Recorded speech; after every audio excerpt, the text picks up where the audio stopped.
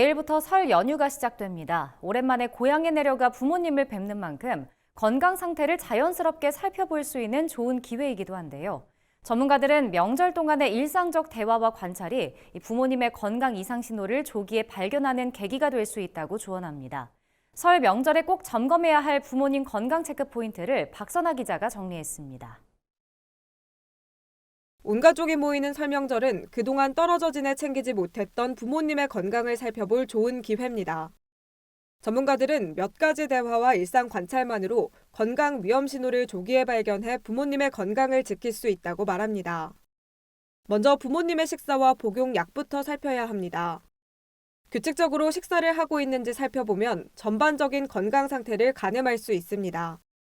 식습관을 점검하면 영양 상태는 물론 무릎이나 허리 통증으로 장을 보러 가지 못하는 건 아닌지, 치아 문제로 음식을 제대로 씹지 못하는 건 아닌지도 함께 확인할 수 있습니다. 복용하고 있는 약을 점검하는 것도 중요합니다. 나이가 들수록 만성질환이 늘면서 복용하는 약의 종류도 많아지기 마련입니다. 전문가들은 5가지 이상의 약을 장기간 복용할 경우 부작용 위험이 커질 수 있다고 조언합니다.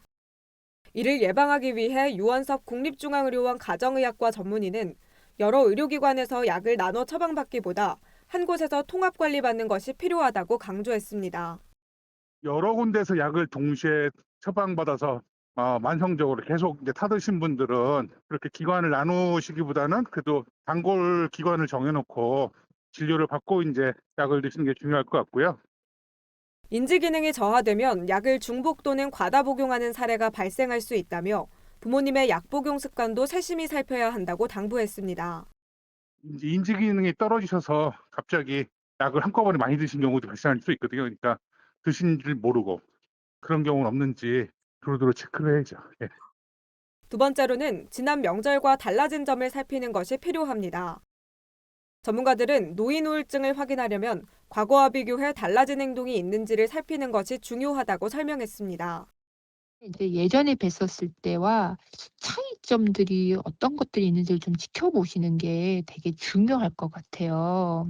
집안을 잘 정리하시던 분들이 집에 정리가 잘 안 된다거나 외부에 나가자고 할 때 다 귀찮다고 하신다거나 좀 무기력해 보이신다거나 치매는 완치가 어려운 만큼 예방이나 조기 발견이 무엇보다 중요합니다.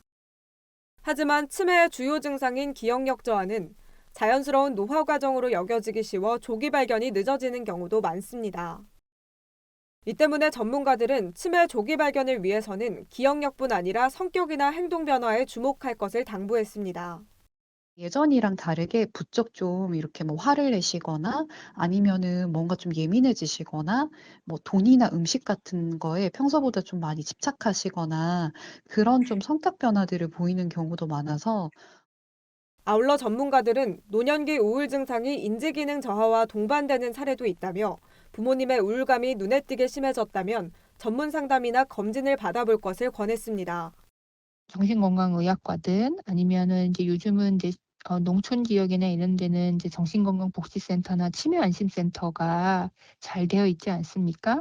이제 그쪽에 검진 같은 것들을 좀 먼저 받으시고 마지막으로 연휴 이후까지 대비해 생활환경 속 위험 요인도 점검해야 합니다.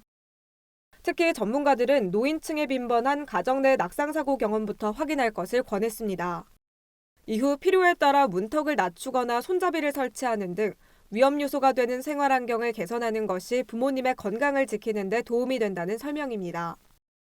오랜만에 마주한 부모님의 모습, 작은 변화에 관심을 기울이는 것만으로도 사랑하는 부모님의 건강을 지키는 첫걸음이 될 수 있습니다. NBS 박선아입니다.